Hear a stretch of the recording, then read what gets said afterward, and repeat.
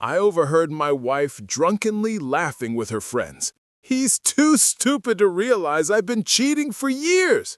They all roared with laughter.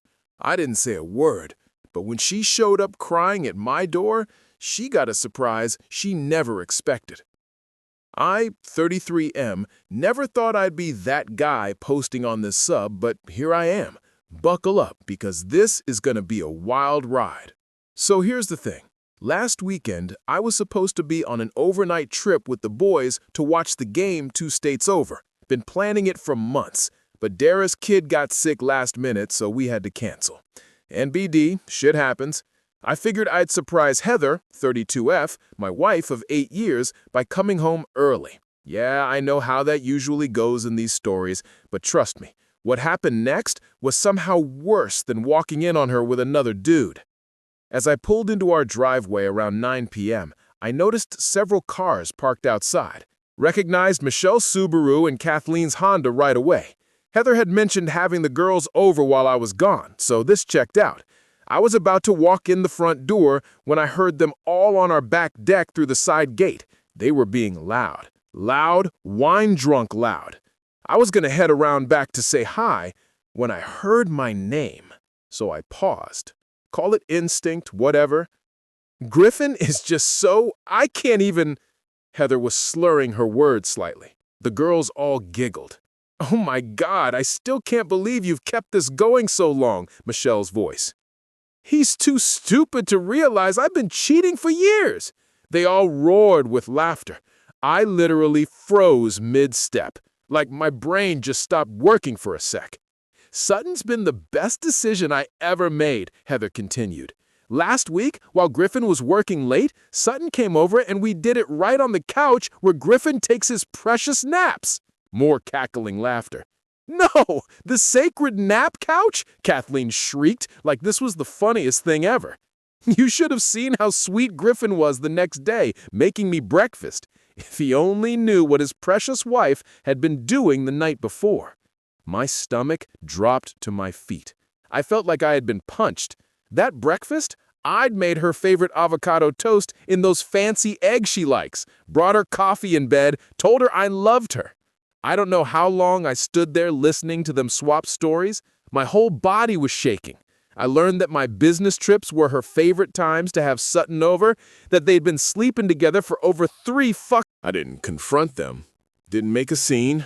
Just silently walked back to my car, drove to a nearby Target parking lot, and sat there until I could breathe again.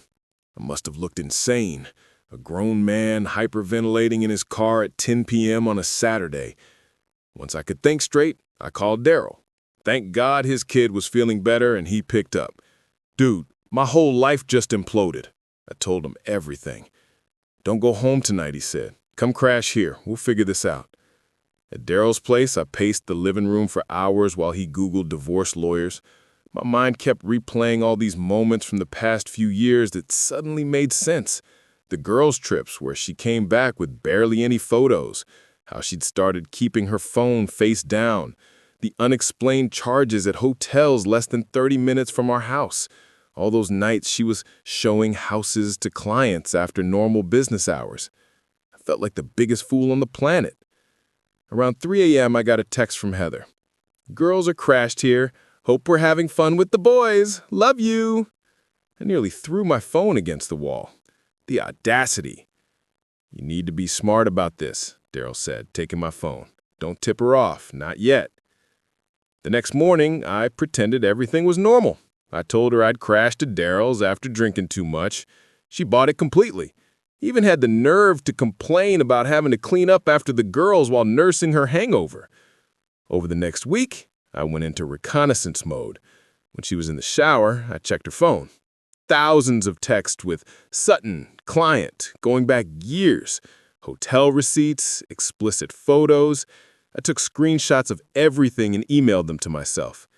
I checked our finances. Hundreds of unexplained charges at restaurants I'd never been to. Lingerie I'd never seen. She'd even used our joint account to book a weekend getaway while I was at my dad's funeral.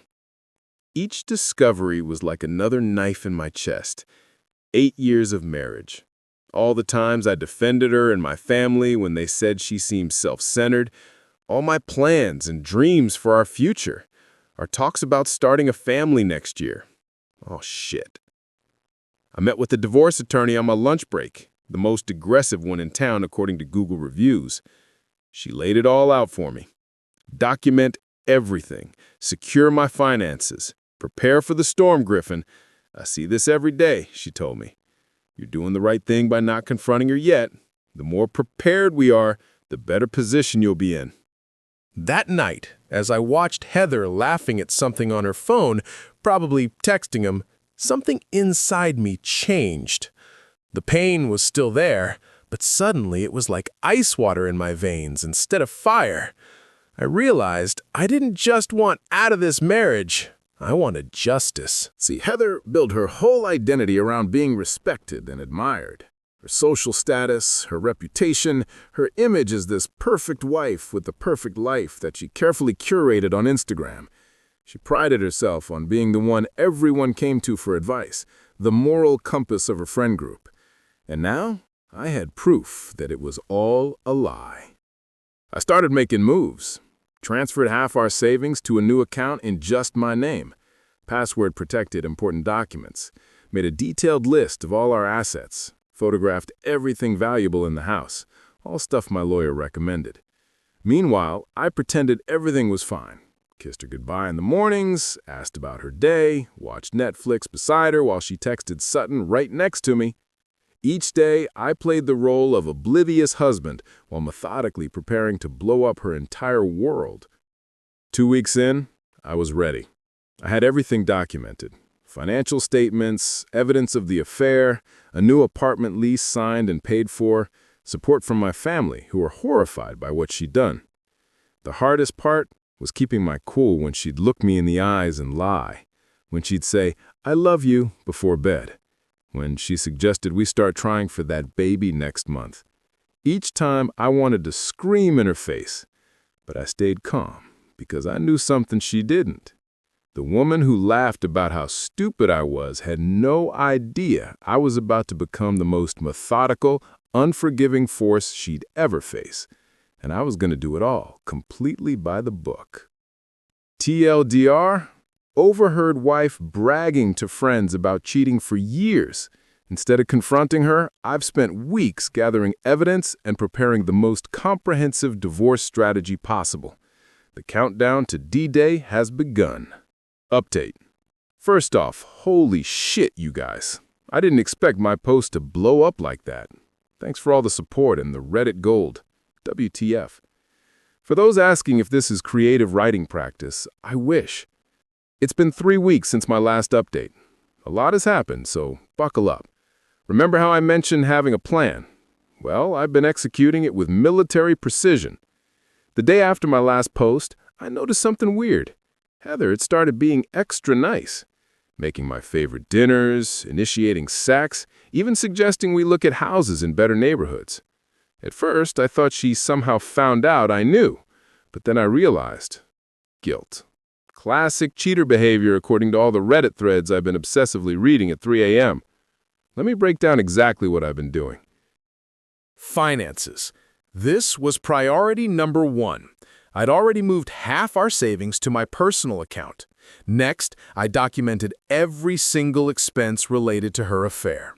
Those hotel charges? Itemized. The dinners she claimed were with clients but were actually with Sutton? Spreadsheet. The lingerie she bought for him? Photographed the receipts.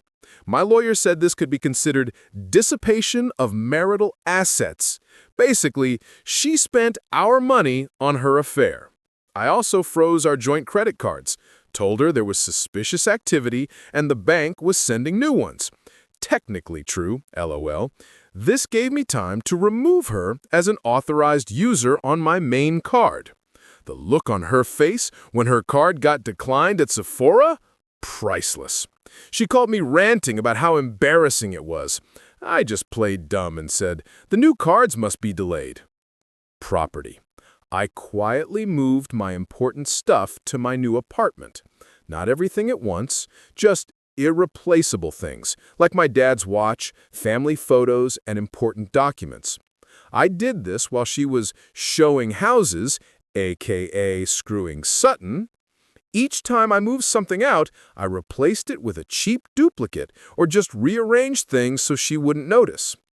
The evidence packet. This is where Daryl was clutch. He helped me compile everything into what we called the nuclear file. Screenshots of texts, photos, hotel receipts, credit card statements, a timeline of her affair, and a USB with recordings of her phone calls with Sutton. We're in a one-party consent state. I made multiple copies.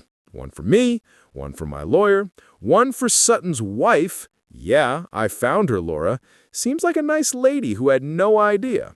And one that would eventually go to Heather's parents. The social angle. This was tricky.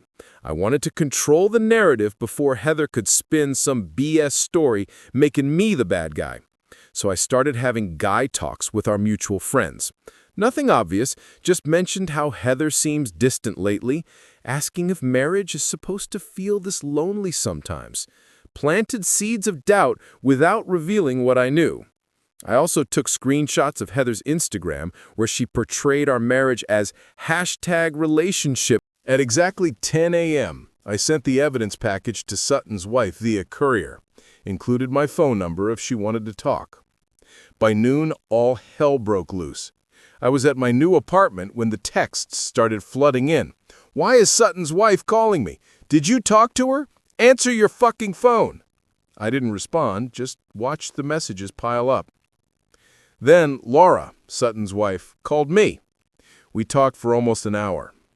She was devastated but grateful. I told her everything. Apparently Sutton had been gaslighting her for years about her paranoia. She told me Sutton was now frantically trying to save his marriage, which meant throwing Heather completely under the bus. By 2 p.m., Heather's client event was in shambles. She had to leave early because of the emergency. She kept calling me nonstop. At 3 p.m., I sent a brief, factual email to her parents. No emotional language, just the timeline and key evidence. I've always respected them, and they deserve to know who their daughter really is. I explained I didn't want to hurt them, but I couldn't let Heather control the narrative. By 6 p.m., I was sitting calmly in our living room when Heather finally came home. Her mascara was everywhere, and she looked like she'd aged 10 years in one day. She started with anger. How dare I tell Laura? How could I betray her like this? Then quickly moved to bargaining when she realized I wasn't reacting. She tried everything. Tears, screaming, seduction, more tears. I just sat there, calm as a fucking cucumber, and said, "We both know exactly what's going on." Then I handed her the divorce papers my lawyer had prepared.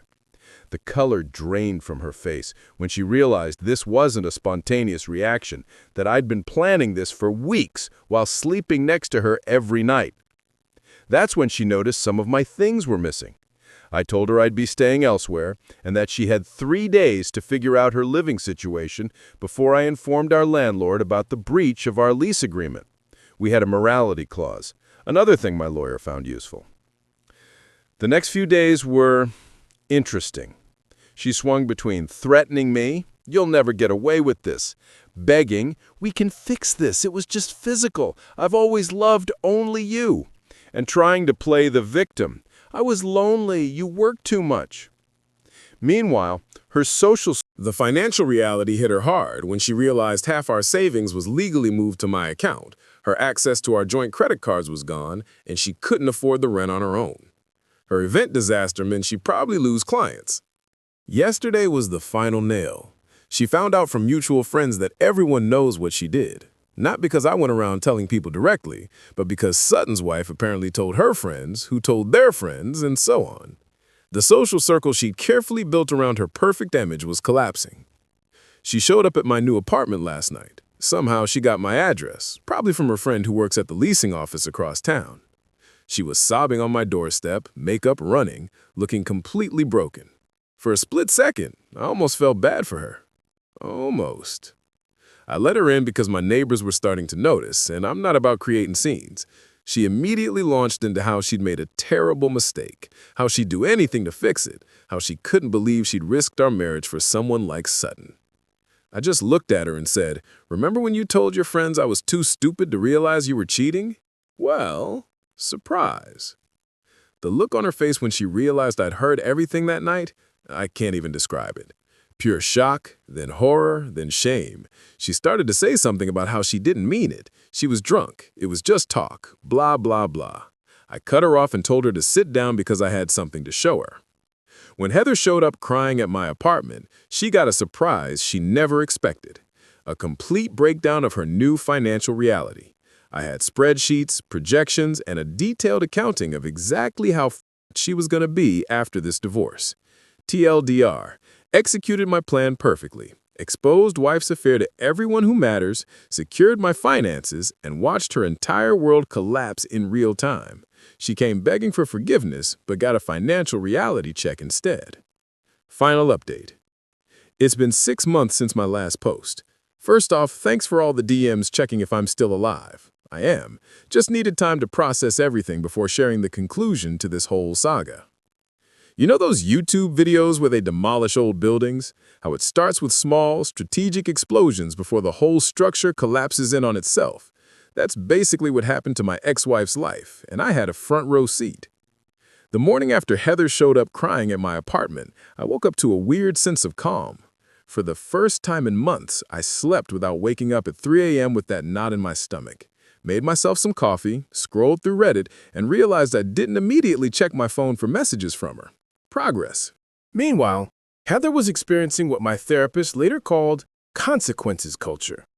After leaving my apartment, she apparently drove straight to Michelle's place, expecting her BFF to take her in. According to our mutual friend Jake, Michelle literally pretended not to be home, even though her car was in the driveway and the lights were on. Top-tier friendship right there. So what's happened since then? Let me break it down. The divorce proceedings. The actual legal process was surprisingly smooth. My lawyer was worth every penny. During mediation, Heather tried to argue that she deserved half of everything because one mistake shouldn't erase 8 years of marriage. The mediator, this older lady with zero tolerance for BS, just stared at her and asked if 3 years of documented infidelity counted as one mistake. When Heather realized her usual teary routine wasn't working, she switched to threats. Said she'd drag my name through the mud, tell everyone I was abusive, I wasn't, and make the divorce as painful as possible. My lawyer simply slid the photo evidence of her with Sutton across the table and reminded her that we are in a state where adultery can impact alimony decisions. The look on Heather's face was priceless, like when you realize you brought a knife to a nuclear war. We settled 2 weeks later. I kept my retirement accounts and most of our assets. She got enough to start over, but nowhere near the lifestyle she was accustomed to. The judge actually told her she was fortunate given the circumstances. The financial fallout. This part was tough to watch, even for me. Heather had to move in with her parents in their retirement community, at 32. From our luxury apartment to a guest room with floral wallpaper and a twin bed she'd had since high school. She tried to keep up appearances on Instagram for a while, lots of cryptic quotes about growth and trusting the journey, with strategic angles that didn't show she was living in her childhood bedroom. But social media is weirdly transparent these days. People notice when you're suddenly posting #TBTs instead of new content. Her financial situation went from bad to worse when she lost her job. Not directly because of the affair. Her boss didn't care about her personal life, but because she kept missing work and showing up late. Depression, probably. Can't say I didn't understand that part. The social aftermath. This was the most fascinating part to watch unfold. Our social circle fractured in ways I never expected. Team Griffin, Daryl, obviously, Jake and his wife, most of my coworkers, and weirdly, Heather's cousin Tina, who apparently always knew Heather was selfish. Team Heather.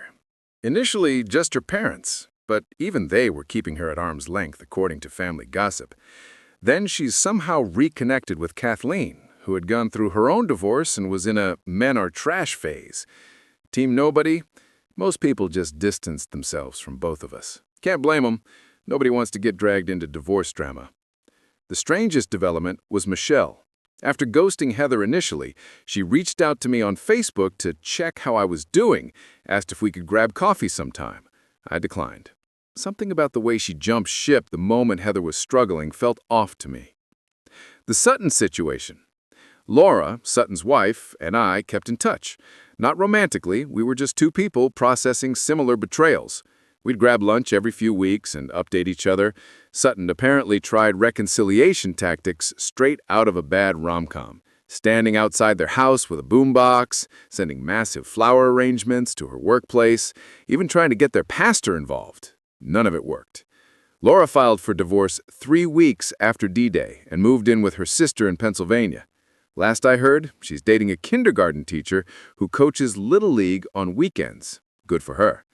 Sutton tried to reach out to me, sent this long text about how we're both victims and how Heather pursued him aggressively. I just responded with thumbs up, which felt both dismissive and perfectly adequate. My personal journey. This part's harder to write about. The first month after moving out, I basically became a hermit. Worked, came home, ordered DoorDash, binged whatever was new on Netflix, slept. Repeat. My apartment looked like a college dorm, mattress on the floor, 1 pot, 2 plates, no decoration. Daryl finally staged an intervention. Showed up one Saturday morning with bagels and forced me to actually talk about how I was feeling. I'm not much of a crier, but man, that day was rough. Told him things I hadn't even admitted to myself. How beneath the anger, I was just sad. Sad about the years wasted, sad about the future I thought I had. Sad that someone I trusted completely could betray me so casually. After that, I started therapy. Found this guy through BetterHelp who specialized in betrayal trauma. He didn't try to push reconciliation or forgiveness or any of that Hallmark card BS. Just gave me practical tools to process what happened and move forward. Small steps followed. Got a proper bed frame. Joined a local soccer league. Actually, 2 months ago, I went on my first date since the divorce. Nothing serious, just coffee with a woman I met through the meetup hiking group I joined. It was awkward AF. I'd forgotten how to have a normal conversation with someone new. But it was a start.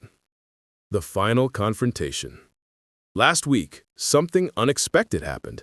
I was at Home Depot buying paint for my new place. Finally got tired of staring at white walls when I literally bumped carts with Heather. She looked different. Hair shorter, clothes less flashy. For a split second, neither of us knew what to do. Then she asked if we could talk for a minute. Against my better judgment, I said yes. We sat on a bench outside, both holding our Home Depot bags like shields. She started with an actual genuine apology. No excuses, no blame shifting. Just acknowledged how badly she'd hurt me and how she'd been working on herself to understand why she'd done it. I won't lie, part of me was waiting for the manipulation, the tears, the attempt to get back together. But it never came. She just wanted me to know she was sorry, that she was in therapy too, and that she hoped I was doing okay. Then she told me she was moving to Chicago for a fresh start, had an interview lined up, and was staying with a college friend until she found her own place. The weirdest part? I realized I felt nothing. Not anger, not pain, not even satisfaction at how things had turned out. Just nothing. Like watching the finale of a show I'd stopped caring about halfway through. We said goodbye awkwardly, no hug, just a nod as she walked away. She turned back and said something that stuck with me. I know it doesn't matter now, but I really did love you. I just didn't know how to love anyone properly, including myself. I stood there watching her drive away, thinking about how 6 months ago that interaction would have destroyed me all over again. Now, it was just a strange Tuesday afternoon errand with an unexpected bump into someone from my past. Where I am now. My new place is coming together. It's smaller than the apartment we shared, but it's mine. No emotional landmines, no memories lurking in corners.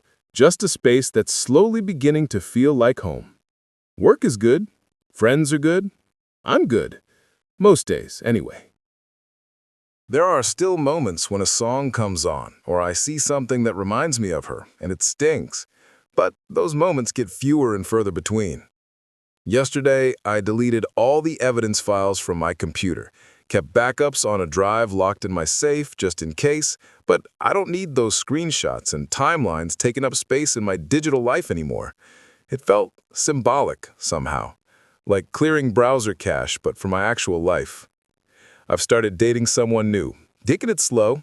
She knows the basics of what happened, but not the ugly details. She's patient with my trust issues and doesn't push when I need space.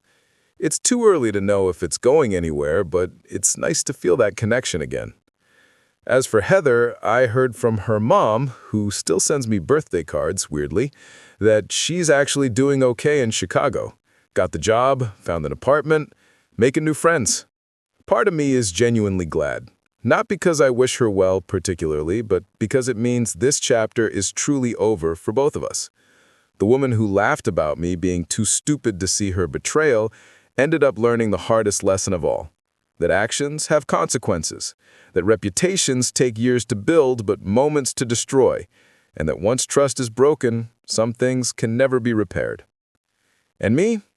I learned that I'm stronger than I knew, that starting over isn't the same as giving up, and that the best revenge isn't destroying someone else's life, it's rebuilding your own better than before.